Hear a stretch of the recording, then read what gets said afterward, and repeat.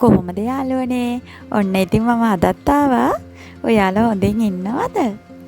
ඔන්න මම නම් ඉතින් වෙනද වගේම හොඳින් තේ එකක් එහෙම බීලා ඔන්න ඉතින් අදත් අපේ තාත්තා වැඩ අද කරන්නේ නම් මගේ වල් කපන මැෂින් එක හදලා දෙන එක තමයි. මොකද දන්නවද? මේ මැෂින් එක මං වැඩ කරේ දැන් අවුරුදු 2කට කලින්. ඒ කියන්නේ අපේ චූටි මැනික හම්බෙන්න ආවට පස්සේ මම මේකේ වැඩ කරේ නැහැ. ඉතින් ගොඩ කාලෙකින් මේක පාවිච්චි කරේ නැහැ. අපේ මහත්තයා නිවාඩු ආවට පස්සේ වැඩ කරා. ඉතින් එයාගේ අතින් මේකේ ඇක්සලරේටරේ කැඩිලා තිබුණා. ඉතින් තාත්තා ඒක අරගෙන ඇවිල්ලා ඔය හයි කරන විදිය තමයි ඔයාලා ඔය දකින්නේ. චූටි මැනික ඉතින් ඉස්සරහා දොර ගාවට වෙලා ඔකර එකේ ඉන්නවා තාත්තා එක්ක කතා කර කර. ඉතින් දැන් ඉතින් මගේ වැඩත් මං හිමීට කර කර ඉන්නේ. දැන් මේ ඔයාලා දකින්නේ මගේ ඔය හඩේ ගහපු තැන අස් කරගන්න විදිහ. මට ඇත්තට මේතන අතු ගාලා අස් කරගන්නවත් වෙලාවක් තිබුණේ නැහැ. චූටි මැනිකත් එක ටිකක් අමාරුයිනේ දැන්. මොකද එයා ඇවිදින හින්දා නිතරම පස්සෙන් ඉන්න ඕනේ යාගේ. දැන් ඉතින් ඔකර එකේ තාත්තා එක්ක කතා කර කර ඉන්න නිසා මගේ වැඩත් මං හිමීට කරගෙන යන ගමන් තමයි මේ ඉන්නේ. අපේ ඔය වල් කපන මැෂින් එක අපි ගත්ත එකක් නෙමෙයි. අපේ අම්මා ඇත්තටම ඔය කුලී වැඩ කරලා අරගත්ත මැෂින් එකක්. පව් ඉතින් එයා ඒක අපේ ගෙදර වැඩට ගෙනාවට පස්සේ එහෙම ඉතින් මට තියාගන්න කිව්වා. දැන් ඉතින් ඇත්තටම ඒක මගේ. ඉතින් මම දැන් ඒක පරිස්සමෙන් ආරක්ෂා කරලා ඔය තියාගන්නවා. අපේ මහත්තයා ඉතින් වැඩ නිසා මට එයාගෙන් උදව්වක් ගන්න අමාරුයිනේ. ඉතින් මං ඉතින් තාමත් බැඳලා ආව කියලා නැහැ. තාත්තටම තමයි ඉතින් මගෙන් කරදරේ. මොකද දන්නවද? තාමත් ඉතින් මට එදා වගේම ඉතින් උදව් කරලා මාත් එක්ක තාම ඉන්නේ තාත්තා තමයි. ඊටම මම තාත්තත් එක්ක තමයි නිතරම හිටියේ.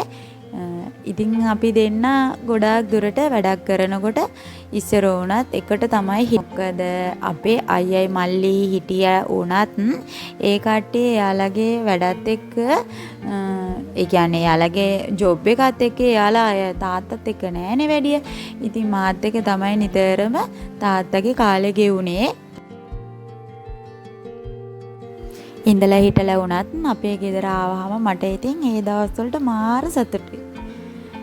දැන් ඉතින් තාත්තා මගේ මැෂින් එක හදනවා. දැන් එයා ඇක්සලරේටරේ හදලා පොඩ්ඩක් මට ආයෙම මැෂින් එක පාවිච්චි කරන්න දෙයි. අපි බලමුකෝ වැඩේ හරියයිද කියලා.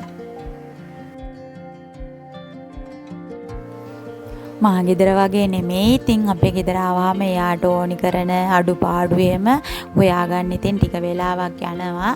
ඉතින් එයා ඒවත් කරගන්නේ තනියම තමයි. ඉතින් මගෙන් සපෝට් එකක් එයාට නැහැ. එයා ඉතින් ඇවිල්ලා තනියම වැඩ කරලා ගෙදර යනවා.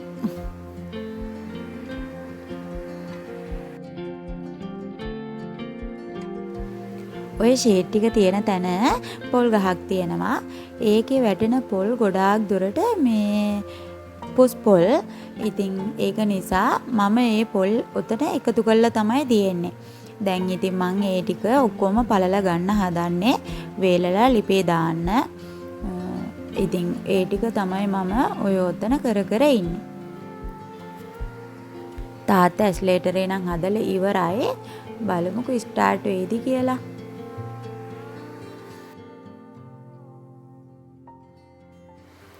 මම ඇත්තටම මැෂින් එකේ වැඩ කරන්න දැනගෙන හිටියට මං මේ කෑලි එහෙම මාරු කරගන්න එහෙම දන්නේ නැහැ. වෙනදට නම් මං කරන්නේ මහත්තයාට කෝල් එකක් අරගෙන තියෙන ලෙඩේ කිව්වහම එයා කියනවා මේ විදියට කරගන්න කියලා. එතකොට මං කරගෙන තනියම හදා ගන්නවා. ඒ විදියට තමයි ඉතින් මහත්තයයි මමයි අපේ ගෙදර වැඩක් කරගන්නේ. දැන් නම් ඉතින් පාවිච්චි කරපු නැති කාලේ ගොඩාක් වැඩි නිසා තාත්තට තමයි මම මේ වැඩේ පාර දුන්නේ. ඔන්න ඉතින් මගේ වැඩේ ඉවරයි. මං ඉතින් එතන තිබ්බ පොල් ටික ඔක්කොම පළලා වේල ගන්න තමයි ওই ෂීට් උඩ දාගන්න තියෙන්නේ. පොල් අත්තක් තිබුණා. ඒකත් සුද්ධ කරලා ලිපේ දාන්න පුළුවන් විදියට කපලා ඉවර වෙලා පිළිවෙලකට හදාගත්තා.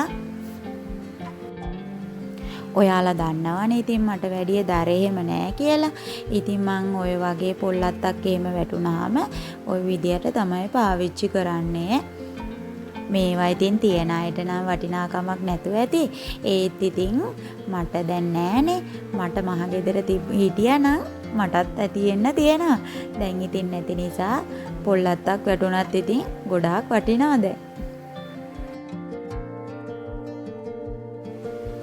අපේ ජෝඩි මැනිකට නම් දැන් ඇති වෙලා ඉන්නේ. ඔකර එකේ ඉන්නෙම නෑ. අයියෙන් කෑ ගහනවා. ඉතින් එයාට ඕනි දැන් මෙතෙන්ට ඇවිල්ලා මේ තියෙන උපකරණ ඔක්කොම අදින්න තමයි. අපේ තාත්තා නම් ජෝඩි මැනික අඬනකොට කැමතිම නැහැ. මට කෑ ගහනවා අඬවන්න එපා කෙල්ල කියලා. එයා ඉතින් මට වඩා දැන් මගේ කෙල්ලටද කොහෙද ආදරේ.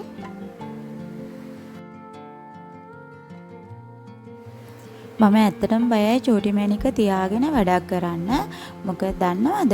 එයාලා අපි හිතන්නේ නැති දේවල් තමයි කරන්නේ. එයාලගේ අදහස් මට නම් හිතා ගන්න බෑ තාම. මොකද දන්නවද? මට ඇත්තටම බබාලා ගැන ලොකු අත්දැකීමක් නැහැ. මේ මගේ පළවෙනි බබානේ. ඉතින් මමත් මෙයාත් එක්ක ඉන්න ගමන් තාම මමත් ඉගෙනගෙන තමයි යන්නේ. කිසි මේක නිසා අත්දැකීමක් නැති නිසා මම ගොඩාක් බයයි එයාත් එක්ක වැඩ කරන්න.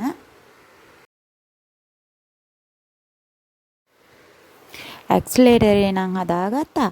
ඒත් ඉතින් ස්ටාර්ට් කරගන්න නම් බෑ. තෙල් දාලා බලද්දී අපේ හෝස් එකෙන් තෙල් යනවා. මොකද දන්නවද? එකම තැන කාලයක් තිබිලානේ. ඉතින් ඒක නිසා හෝස් එක උණු වෙලා තමයි තියෙන්නේ.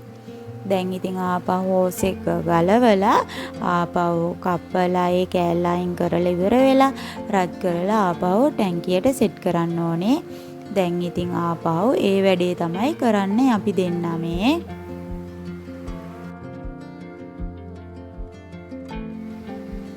අපේ මහත්තයාගේ ආම්පන්න සෙට් එක ඉතින් අපි ඔක්කොම අරගත්ත එළියට. අපි ඉතින් හැමදේම හොයා හිමීට තමයි කරගෙන යන්නේ මේ. මම සාමාන්‍යයෙන් මේ වගේ දේවල් ඉගෙන ගන්නේ මේ විදිහට උදව් කරලා තමයි. එක්ක මහත්තයාට එක්ක තාත්තට මේ විදිහට ළඟට වෙලා උදව් කරලම තමයි මමත් හැමදාම දෙයක් තනියෙන් කරගන්න පුරුදු වෙලා තියෙන්නේ.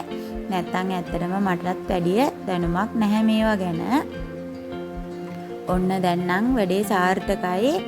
දැන් ඉතින් අපේ තාත්තා ඔන්න මට මැෂින් එක දෙන්න කලින් එයා කපලා බලලා තමයි මට දෙන්නම් කිව්වේ. ඔන්න ඔයාලා ඔය දකින්නේ අපේ ගෙදර ඉඳන් පාරට යන පාර ඔය කොටසේ ටිකක් වල් වැවිලා තියෙන්නේ. දැන් ඉතින් ඔය ටික තමයි ඔය කපා ගන්න තියෙන්නේ. ඊටම අපේ ගේ පිටිපස්සේ වගේම වටපිටාවේ උදුළු ගන්න බැරි කොටසක් තියෙනවා. ඉතින් ඒ ටික හැමදාම මම මැෂින් එකෙන් තමයි අඩු කරන්නේ. ඔය ඉස්සරහා වුණත් මම උදුළු ගාලා ඔක්කොම වල් ටික අයින් කරන්නේ නැහැ. මොකද දන්නවද? මේ ටික ගොඩාක් පාතයි. මං ඉන්න කොටස එතකොට උඩහින් එන සමහරක් විට වැස්සොත් උඩහින් එනවා වතුර පාර අපේ ගේ ඔය ඉස්සරහා කොටුව ඇතුලෙන් යන්නේ. ඔන්න තාත්තා ගෙනාව විටක් තිබුණා. ඉතින් ඒකෙන් චුට්ටක් ඉතුරු වෙලා තිබුණා. මම ගොඩ කාලෙකින් විටක් කෑවේ නෑ යන්නේ. ඉතින් මට කන්න ආස හිතුණා. මම ඉතින් ඔය ඉතුරු වෙච්ච කෑලි ටික කටේ දාගත්තා.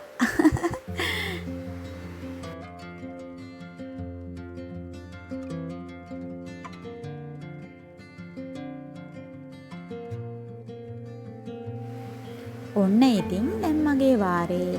දැන් ඉතින් තියෙන්නේ මට ඕනේ විදියට අපේ ගෙදර සුද්ධ කරගෙන යන්න. ගොඩ කාලෙකින් මැෂින් එක පාවිච්චි කරේ නැහැ මම. චුට්ටක් නිකන් නුහුරු ගතියකුත් දැනුණා. චුට්ට වැඩ කරද්දී ඒක හරි ගියා. ඇත්තටම අවුරුදු 2කින් මම මේ වැඩ කරන්නේ. මම සාමාන්‍යයෙන් මට මතක විදිහට ඉස්සරලාම මේ මැෂින් එකකින් වැඩ කරේ A level ලියලා අවසානයේ වගේ. මොකද දන්නවද ඒ කාලේ ඉඳලම මම ගෙදර ඔය තාත්තත් එක්ක එක එක වැඩ කරා. ඉතින් තාත්තා මුලදී නම් මට මැෂින් එක දුන්නේ නැහැ. පස්සේ ඉතින් කෑ ගහලා මමම ඉල්ලගෙන මමම වල් කපන්න පුරුදු වුණා. ওই විදිහට තමයි ඉතින් මම හිමීට පුරුදු වුණේ. ඇත්තටම මේක මහ ලොකු වැඩක් නෙමෙයි. කරගෙන යනකොට පොඩ්ඩක් ඉතින් අවධානයෙන් වැඩ කරන්න ඕනේ. මේවා සාමාන්‍යයෙන් ලංකාවේ ගොඩාක් කට්ටිය ඒ කියන්නේ ගොඩාක් කට්ටිය කියන්නේ පිරිමි අය තමයි කරන්නේ. අපි කරා කියලා ඉතින් බැරි කමකුත් නැහැ.